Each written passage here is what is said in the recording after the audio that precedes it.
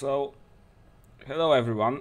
I was asked on Twitter by some of my friends and other readers about difference between Western tanks.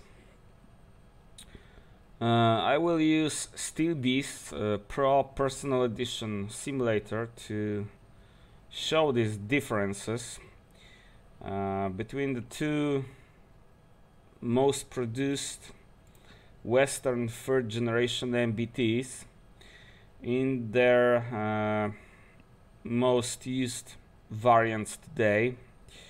So it will be M1A2 SEP. In Steel Beast we have the M1A2 SEP version 2 baseline, so without Crow's remote weapon station. But this is pretty much exactly the same tank used by the US Army in Europe. A Leopard 2 A4,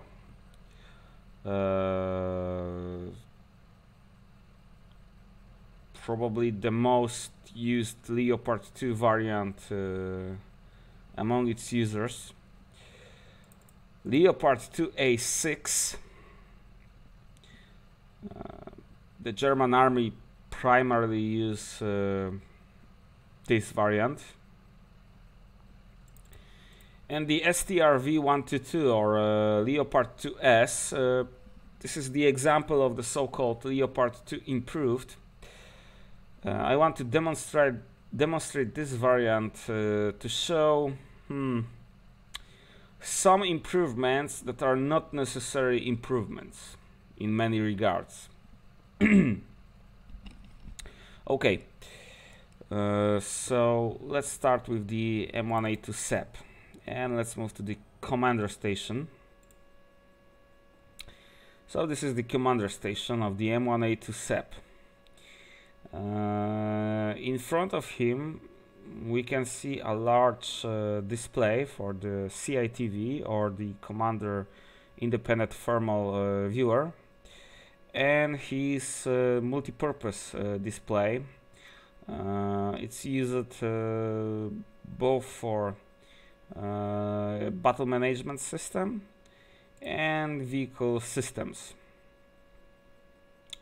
Of course, this type of simulator do not simulate everything in the vehicle, but we'll be able to talk a bit about its systems. First things first, this is the most advanced technologically tank, both available in the sim and probably in the world. I think the only tanks that are close in terms of technology to the M1A2 SEP are Merkava Mark IV, K2, and perhaps Type 10. Okay, so this is the CITV. CITV have several zoom levels. Same zoom levels are for the gunner side, and we can already see the target there. This target is around 5,000 meters away. We have second generation FLIR sight. So we have a 3 times zoom, 6 times zoom, 13 times zoom, 25 times zoom, and 50 times zoom.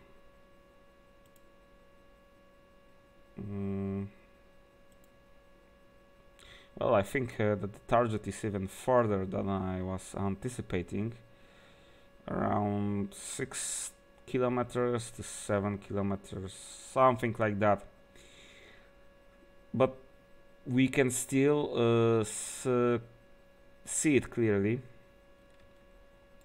Okay. Another thing about the M1A2's commander station.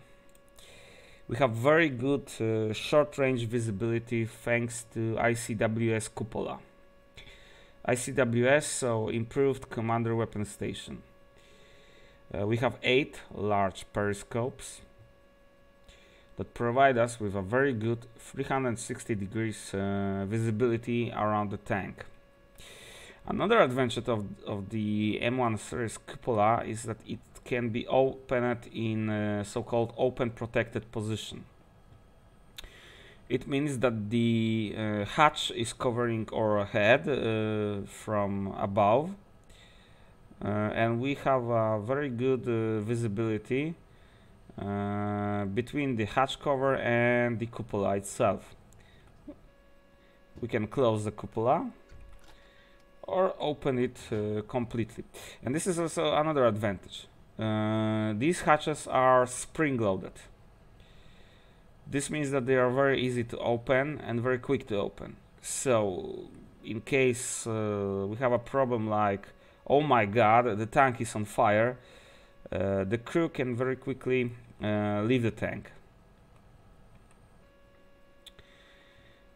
Okay, where is the ammunition? Entire ammunition is stored in the safe ammunition compartments. We have 2 compartments in the turret bustle behind armored blast-proof doors. The power doors are here, and here are manually opened doors. It's because here we have a loader's ready rack, and here is the semi-ready or storage rack. Both racks hold 18 rounds, so 36 rounds in total in the turret bustle. However, there is also the hull ammunition storage. We can see it here. It's for 6 rounds. We can see armored blast-proof doors here. These are only manually operated, and each section holds 3 rounds, so 6 in total. So in total there are 42 rounds of 120mm ammunition for the tank, and all of that ammunition is safely stored behind these blast-proof doors. Blow-off panels are here. These are the turret blow-off panels, one for each of the turret magazines, and the whole ammunition blow-off panels are here and on the hull belly. Okay.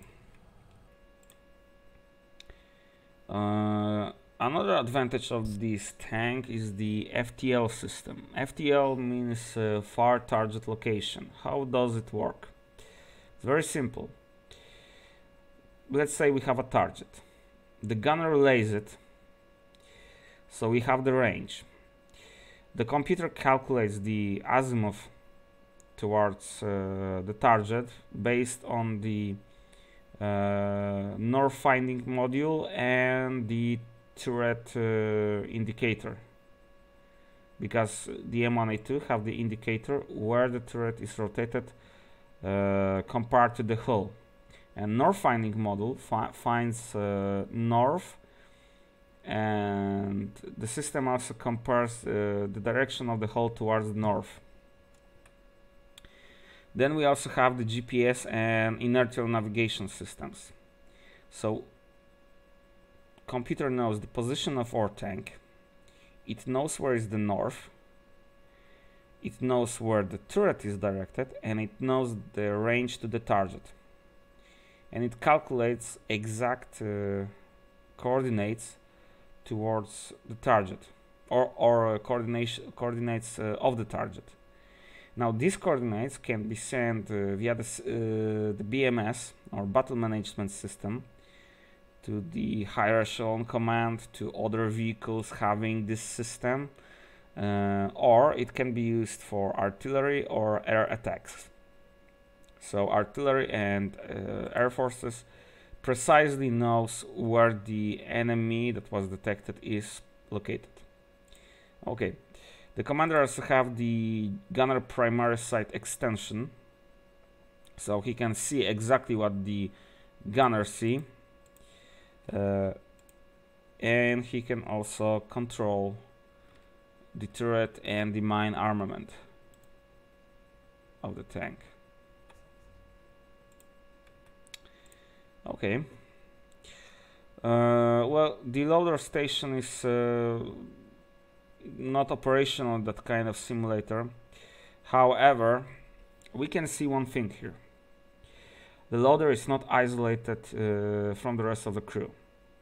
This means if something happens to the loader, the rest of the crew can help him without the need to get outside the tank. And vice versa. The loader can help any other crew member in the turret without the need to leave the tank. And the driver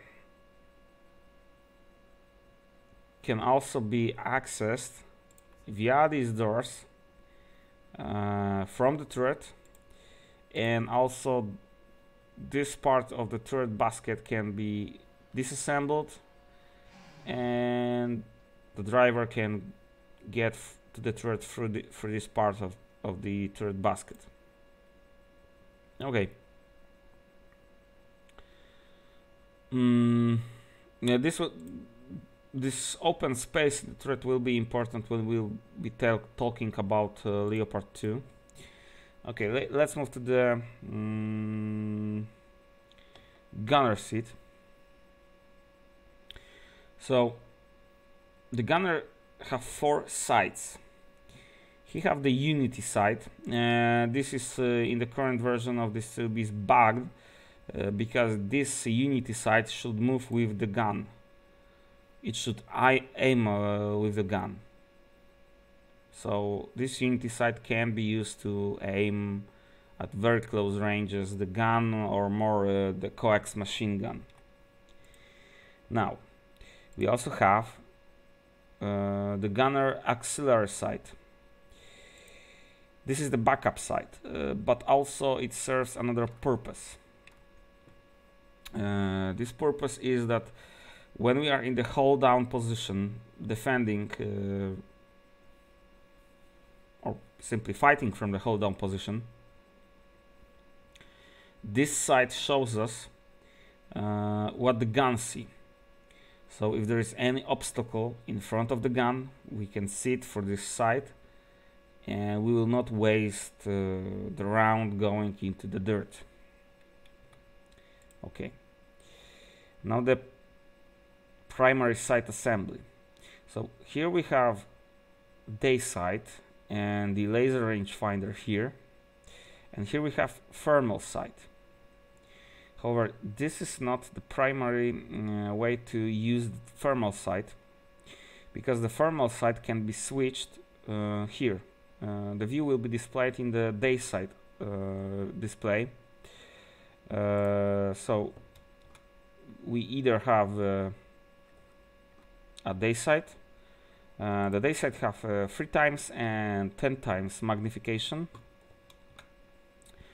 The thermal sight have 3 times, 6 times, 13 times, 25 times and 50 times zoom or magnification. This is the gunner control.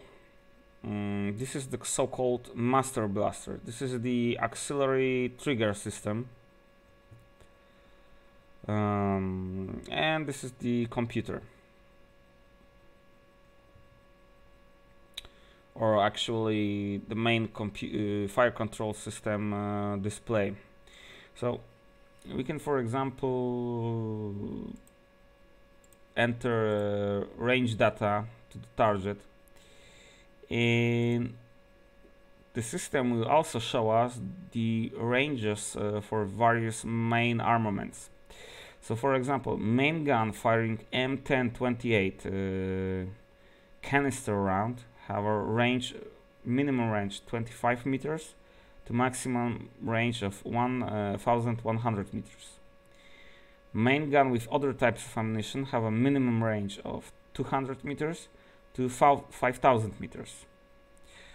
So this tank can use conventional munitions like APFSDS or hit rounds firing them at the same range that, for example, Russian tanks can reach only with guided munitions.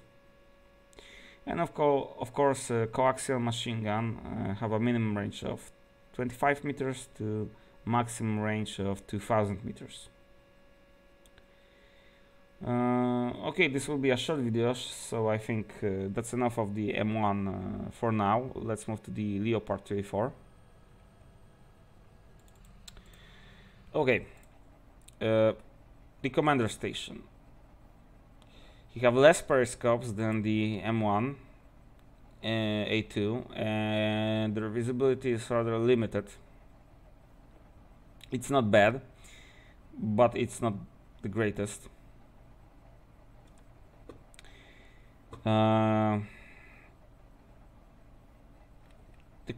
The cupola hatch. This kind of hatch cannot be closed with open protected position. It's either opened or closed only. Like this.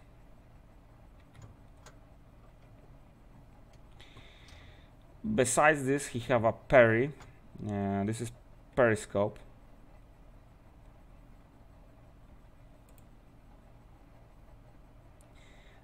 It's a day-only periscope, and it have only 3 times and 12 times magnification.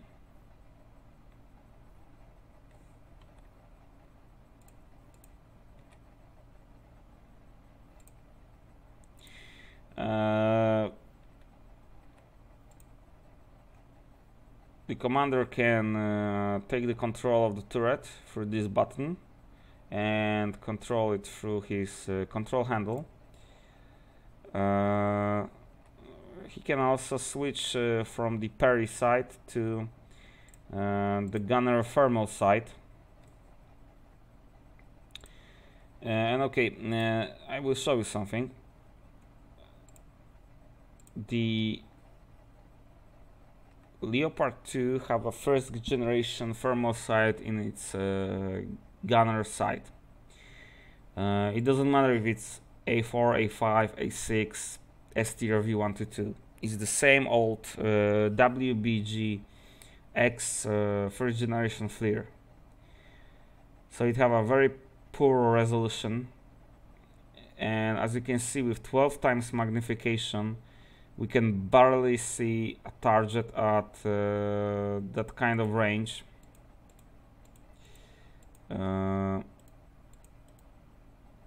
And the Leopard 2 FCS will not allow you to fire at ranges that exceed 4000 meters. Another problem. As you can see, we have here a massive recoil guard, and to the gun breech is mounted a basket for the ammunition stoop cases. This means that if loader is injured, we cannot help him. Of course, this recoil guard can be disassembled, but it will take a lot of time, and still you have this breech and this turret, this stoop cases basket here, which will make any attempts to help him difficult, if not impossible. And as you can also see, compared to the M1, a Leopard 2 interior is quite cramped. And this is funny because Leopard 2 is slightly taller than the M1. It have a taller hull than the M1. And maybe even slightly taller turret. Okay, another problem. Ammunition storage. Okay, so here is the turret Basel ammunition magazine. It's protected the same way as in the M1 series, but it holds only 15 rounds. Another 25 rounds is stored here in the hull next to the driver, and it's unprotected. It's completely exposed. If this starts to burn, entire crew is dead and the vehicle is completely destroyed. Another problem: how the sight is mounted. Look, it's mounted in the cut in the front turret armor. Of course, there's armor behind it. Here, this is armor behind the sight, but the sight visual channel goes here through the armor. This creates a very serious weak zone in the armor protection, and it's the same in all Leopard 2s, even the improved ones. Okay, we also have a periscope, but in contrary to the M1, this periscope is not connected to the gun. It can't be used to aim the gun. This is not the bug in this case, this is how it works. And we have the auxiliary sight, or the backup sight. In this case it's the same story like with the M1, but it will change in the Leopard 2, A6 and STRV-122, and I will show you how it will change. Okay, I think this is enough. Let's move to the A6. Okay, so A6 is slightly different. The parry is now moved further back here. It have day channel,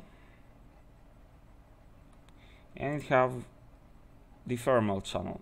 This is actually a second generation camera, so it's similar in performance to the M1A2 SEB, but it have lower zoom levels. I think it's 3 times, maybe 6 times and 12 times, something like this. Cupola, pretty much the same, only placement of some periscopes changed the placement of the parry. And the other problems are exactly the same. In case of the gunner primary sight, because the sight was moved higher, now the opening for the optical channel is here in the armor, but otherwise it's the same problem. Now, oh, and one more thing, there is no periscope anymore. So in the Leopard 2 A5, A6 and newer, the gunner is the gunner do not have his close range periscope. Now about the parry, the auxiliary sight.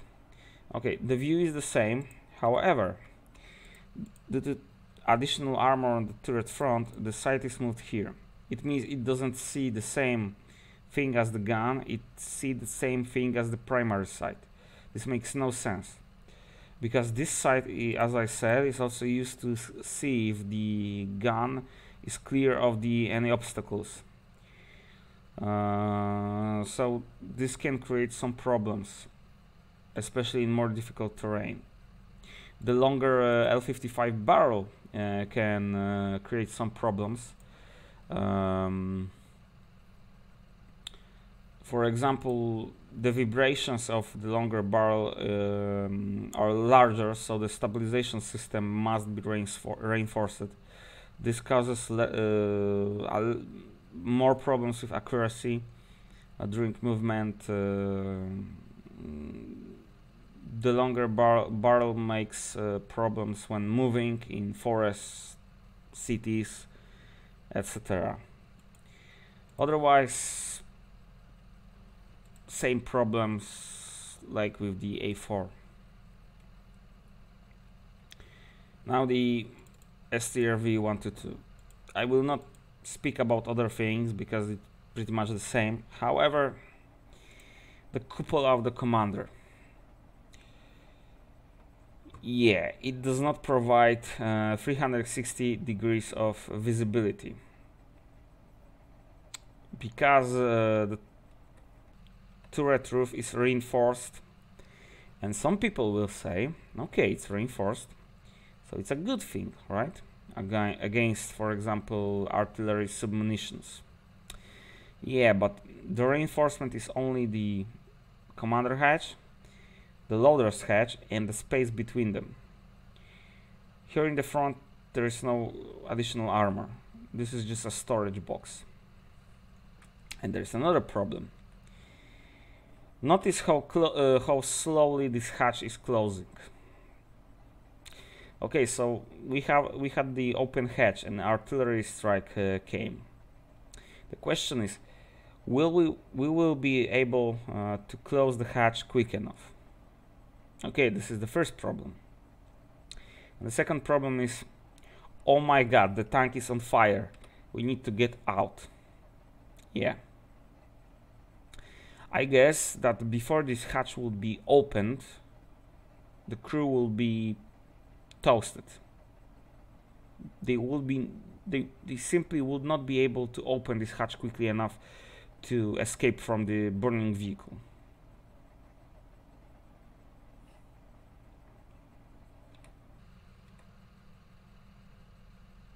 So, despite German propaganda that this tank is so great, and despite the fact that a lot of countries purchase the tank, when someone takes a closer look to this tank and compare it to other tanks, I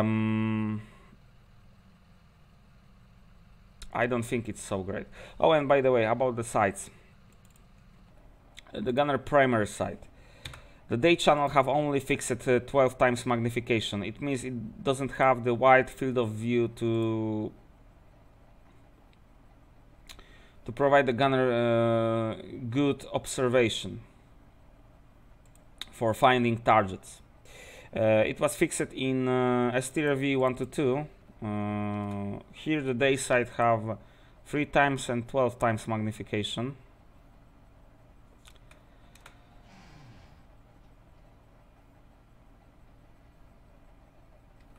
But as you can see, the range this target is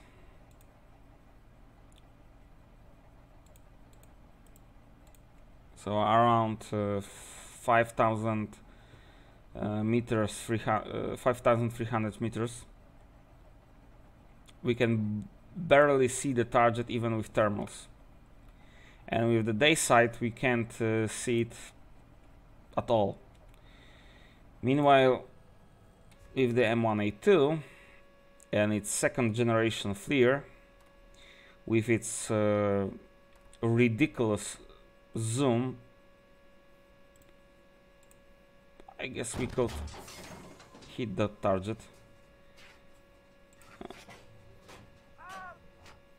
Well, the FCS is saying us through this blinking range that the vehicle that we are targeting is above the maximum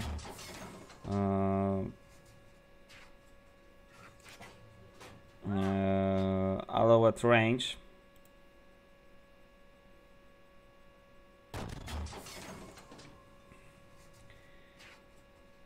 Well, we would need to go a bit closer to hit it, but anyway, I hope this video explained a bit about these tanks,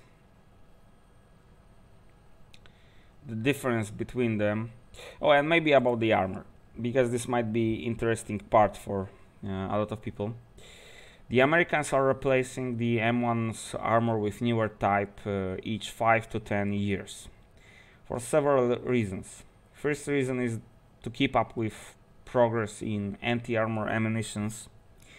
The second reason is because the composite armor might lose its properties after 5 to 10 years, which means it will gradually after that time lose its protection capabilities.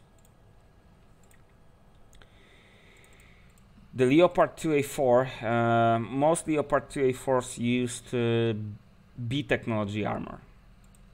There are 4 armor levels made for Leopard 2. A technology, we do not know what it is. Perhaps it's used in prototypes like the Leopard 2 AV. The B technology armor, which was the most used. There was a C technology, which was used in some of the last production Leopard 2 A4s, and the D level used in the last 75 Leopard 2 A4s made. The B technology armor is completely obsolete. It even provides less kinetic energy protection than the armor of the T-72 M1 or the T-72A. However, it provides more chemical energy protection than the T-72A, T-72 M1 armor. However, Russian T-72B, T-90, T-90A, T-80U have superior protection to that tank. Okay. Leopard 2A5, A6. The German tanks are probably hybrids. What does that mean? They were cheap upgrades, which, because they were made in the 90s, so Soviet Union disappeared, the Germans made ridiculous cuts in the defense budget, so the upgrades were meant to be cheap.